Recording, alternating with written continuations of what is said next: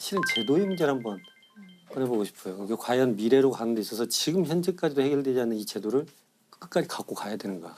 이것은 우리가 선결해야 될 것이 있지 않나. 이런 생각에서 실은 법의학으로 좀 고민을 했어요. 네. 우리가 죽음이라는 것은 다들 불편하죠. 불편한데 삶의 끝이 죽음이라면 죽음도 삶이거든요. 이 죽음에 대해서는 우리가 제도적으로 어떻게 접근을 해야 되느냐. 어떻게 보면 우리나라 같은 경우는 범죄 연관성이 있을 때만 검시를 해요. 육안상 도드라지게 확인되는 건 없어요. 일단 정밀하게 분석해 봐야지. 뭐 예상대로 상기부터 다 들어갔다.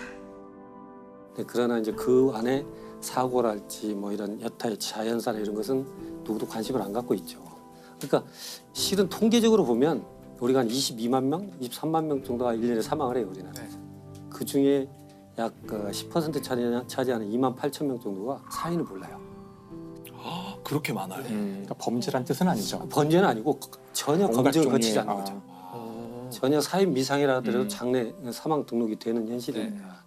우리가 여기서 얻을 수 있었던 교훈들을 놓치고 있는 거 아닌가. 그럼 과연 이 많은 정보들을 우리는 그냥 계속 빠뜨리고 갈 것인가. 나한테 닥칠 때까지. 그래서 이 문제가 결국 우리한테만 있는 것일까. 하다가 한번 예를 한번 찾아보자 네. 한 것이 미국의 검시제도의 변천사를 한번 볼 수 있었던 마침 전기가 한 권이 나왔어요. 그래서 그분이 이제 프랜시스 글래스너리라는 여성분이에요. 네.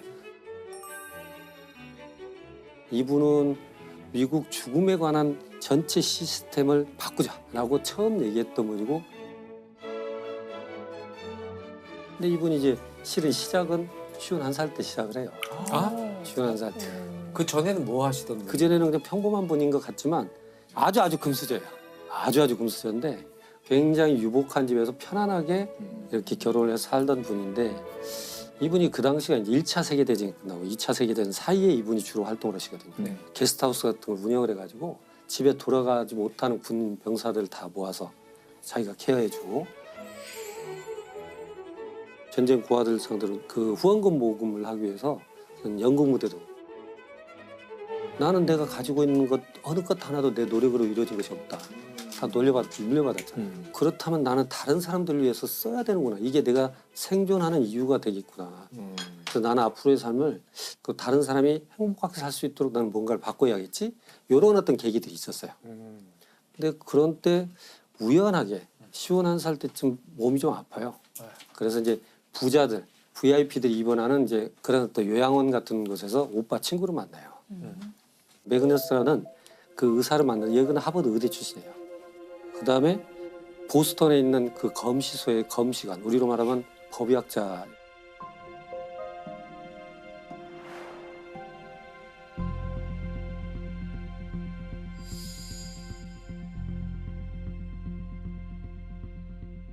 원래는 검시관이라는 제도는 코로너 그래요. 코로너가 이제 크라운, 왕관 있죠? 네. 이 크라운에 변형된 말이 코로너예요. 네. 왕실에 귀속된 재산을 관리하는 사람이에요. 또는 누가 사망하거나 살인하면 임자 없는 재산을 왕실로 귀속시키기도 하고. 이제 영국에서는 그런 사람들이 판사 역할을 했죠. 검시 판사 역할을. 근데 미국으로 오니까 미국은 워낙 인적 인프라가 적잖아요. 그러니까 코로너 제도는 들어왔는데 임명할 사람이 없으니까 그냥 일반인을 임명을 해요. 그러니까 일반인이고 농부가 하기도 하고 장례업자가 하기도 하고. 근데 이 사람은 일반인이잖아요. 중요한 건 법적 권한을 갖고 있죠. 그러니까 이 사람들이 이 시신을 딱 보고 자기 마음대로 평가를 하고 자기가 또 임명한 위원회를 통해서 그냥 정리를 해버려요. 어떤 코로너들이 어린애 신생아, 아주 어린애가 사망한지 발견되니까 자기들끼리 심사를 하고 처리를 하고 돈을 수당을 돌려받고, 이 시신을 또 저쪽으로 옮겨요. 또 그래 거기서 자기들끼리 또 해서 돈을 받고. 저런. 그런 식으로 돈벌이로 아주 전락을 해서. 불과 100년 전에. 그렇죠. 예. 부패가 너무 심할 수밖에 없는 현실이에요. 그러니까 그런 일이 있어서 보스턴 지역에서는 검시관 사무실을 처음 만들었어요. 미국에서 최초로. 그 검시 사무실에 병리를 마치고 거기 있었던 거예요. 네. 그래서 거기서 이런저런 대화를 해요. 그러다 보니까 죽음에 대해서, 억울한 사건들. 그러니까 보니까 아니 무슨 죽음에 대해서 이렇게 허술한 건가? 뭐 죽음이 무슨 장사인가? 이렇게 되면 앞으로는 어떻게 되지? 하고 문제의식을 가진 거예요. 그러니까 나도 한번 검시소를 데려가 줘. 따라가서 이제 부검을 보고 인체를 보고 그 오빠가 하는 일을 보니까 야 이건 참 의미 있는 일이다. 그런데 그 순간에 이 메그네스가 뭐라고 그러냐면 자기는 부검을 하고 검시하면서 인간 장기의 아름다움에 매료됐었다. 그런 표현을 해요. 그러니까 그 뭐냐면 인간 여기서부터 좀 이상해지는데? 그게 좀 비리할 수 있는데 네. 이 사람이 얘기하는 건 뭐냐면 무한히 계속적으로 살아 움직였던 장기가 어느 순간 멈춘 거잖아요. 네. 그게 하나의 물건처럼 보이는 것들이 어떻게 한 사람의 인격을 가지고 삶을 영위했었을까. 그걸 아름답다고 표현하는 게 그게 너무 강했던 거예요. 그 단어에 매료됐던 것 같아요.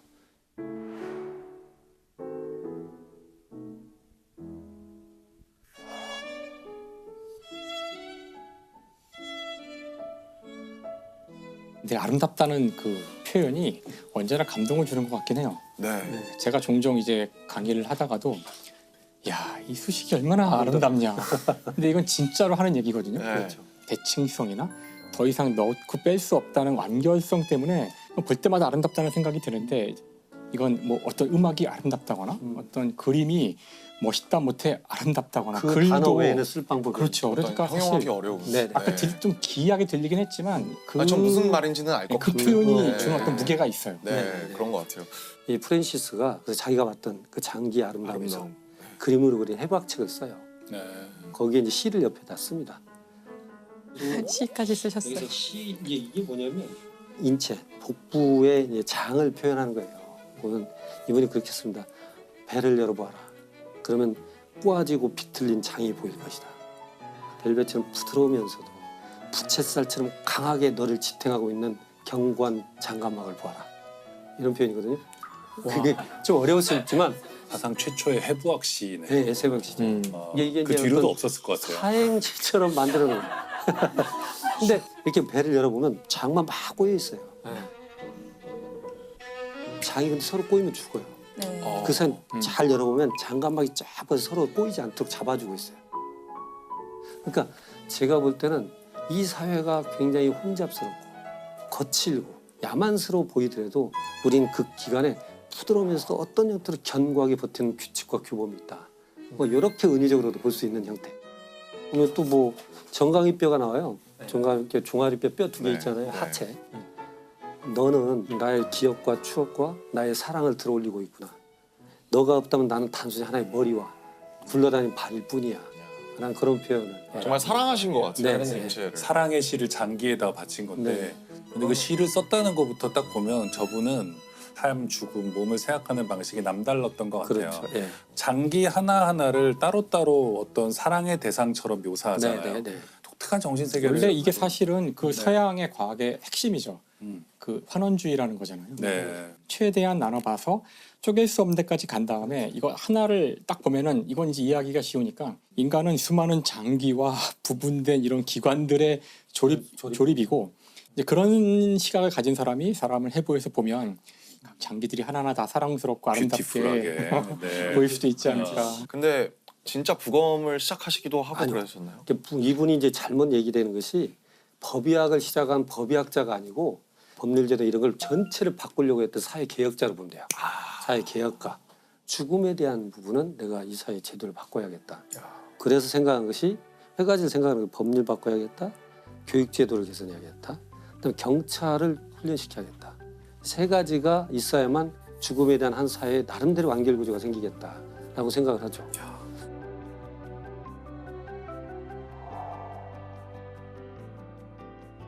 법률 제도를 바꿔야겠고 전문 검시관 제도를 들여와서 법의관 제도를 코로나라는 일반인이 보지 않도록 그렇게 죽음을 전문가가 볼 수 있도록 해야 되겠고 근데 문제는 뭐냐면 이게 아까 말씀드린 대로 이권이 개입돼 있잖아요.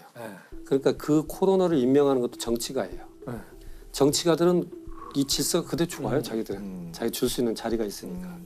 그래서 결국은 이권이 개입돼서 코로나 제도를 없애진 못해요. 그런 것은 부패 이런 게 많잖아요. 플랜 B로 가져온 것은 뭐냐면 검시해야 될 대상을 정하자. 그럼 그 대상에 해당되면 수사기관이 결정할 게 아니고 당연히 검시를 하는 걸로 하자. 국가가 대신 검시해서 사실관계는 파악해야 될 필요가 있다. 이렇게 이제 바꾸는 거죠.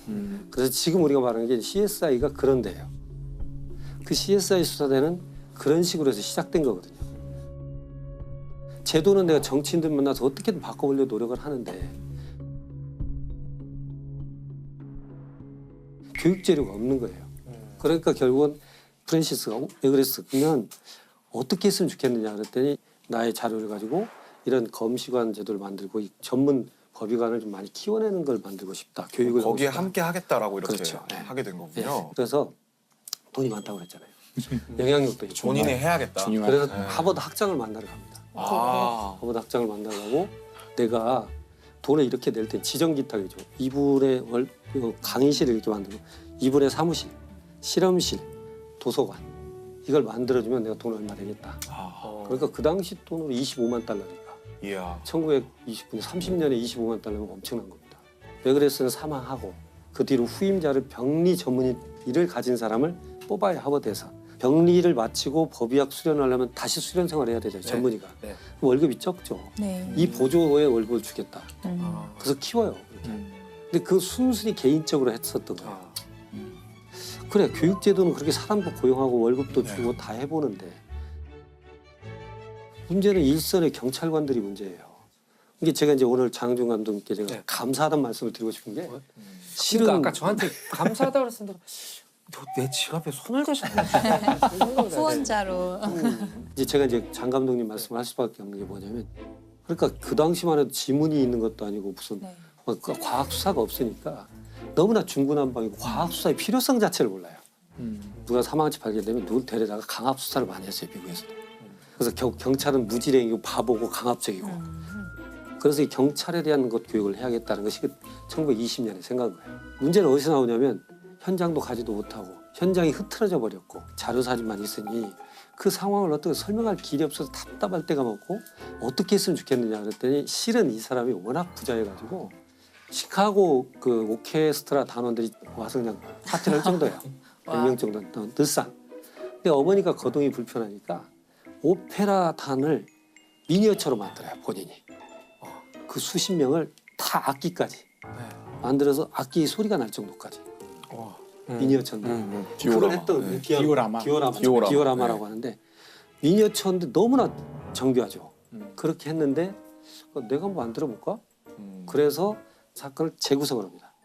집을 똑같이 만들고 그리고 사건 하나를 재구성하는데 이렇게 침대니 다 만듭니다.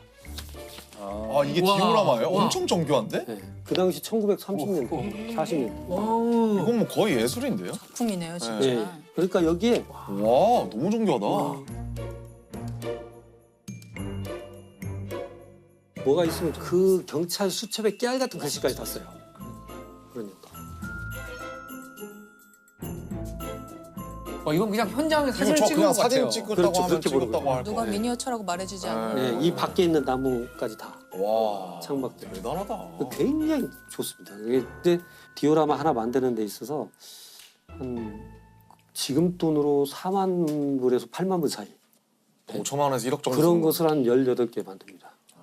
그렇게 만들어서 하버드대 학장을 만나서 우리 하버드대 우리 법의학과를 만들어놨으니까 여기서 경찰도 종합 교육을 좀 시켰으면 좋겠어. 그러니까 18개를 갖고 와 일주일 세미나를 합니다. 그러면 어떤 범죄 현장에 대한 스토리를 아니, 주지 상상하고 않고 만들게. 거기에 목맨 거, 피 흘린 거 다 똑같이 만들어놔서 이걸 너는 어떻게 보느냐. 그러니까 말하자면 어떤 정보가 없이 그거에 대한 너의 해석. 네가 본 것을 얘기해봐. 그렇게 했는데 그렇게 이제 강의를 하다가 이게 소문이 난 거예요. 시나리오 작가가 와요. 와갖고 정말 이런 식으로 수사를 한다면 요것이 한번 재료가 쓰겠다. 나 경찰 중심으로 쓸 수 있겠다. 하버드 대학의 경찰학교에 앉아서 18개의 사건을 재구성하는 것을 영화로 만들어요. 그걸 보고. 네, 그래서 그 제목이 하버드 대학의 살인 사건이에요. 근데 하버드 대학은 반대로 우리 하버드가 이런 데 들어가면 안 돼. 그렇겠죠. 엄청 싫어했을 것 같아요. 그러니까 제목이 조금 오해할 수 있게. 아니 영화 안 되겠어 빼. 그러니까 그래서 미스터리 스트릿이라는 이름으로 나가요.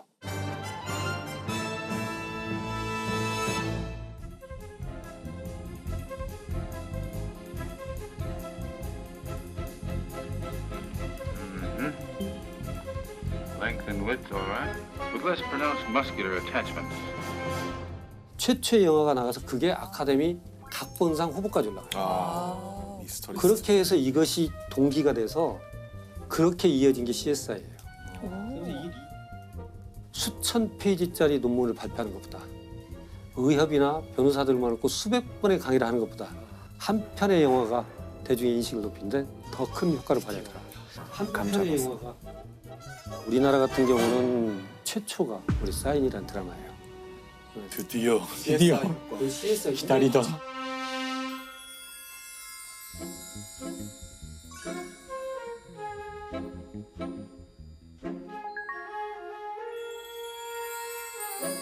사인 드라마 이후로 국가수에 갑자기 10명의 법의관이 늘어나기도 했었어요. 맞아요. 진짜요. 장항준 효과. 오늘 회식하죠. 제가 이제 실은 공국진 선생님이 이렇게 저희 법의학의 태두시거든요. 평생을 혼자 싸우셨거든요. 1955년부터 시작해서 지금까지 걸어서 책을 그 수만 60권 넘게 쓰시면 그 돈을 다 법의학회에다 내세요. 아이고. 공국진 선생님이 사인 보면서 너무 감사하고 평생에 내가 돌아가신 이런 드라마를 볼 수 있었다는 거예요. 아 교수님 저 지금 소름 돋아서 칭찬을 한 몇 년 만에 들은 거 같아요. 사인 한번 해드리세요. 드디어 너무 감사합니다. 와. 야. 그래서 제가 2011년도인가 공국진 선생님께서 너무 기쁘셔가지고 못하게. 당시에 사비를 1,000만 원을 주세요. 우리 사인 드라마에 대한 상패와 상금을 드렸어요. 이게 맞아요. 사비예요. 아그 사비인지는 몰랐어요. 우리가 아무리 노력을 해도 대중이 우리를 몰라. 왜냐하면 가족 중에 부검할 일이 없어요. 경험하기 힘든 근데 일이죠. 그런 속에서 그 사인이 등장한 겁니다. 진짜. 이 공원이 인정을 받았나요? 그 당대에? 경찰들한테 인정을 받았어요. 아. 장례식장에 경찰관들 그 교육생들이 많이 왔고 네. 경찰로부터 경감 진짜 경감 교육도 네. 받고 경찰에 있어서는 법정에서 이 교육생들이 많은 진전을 이뤄요.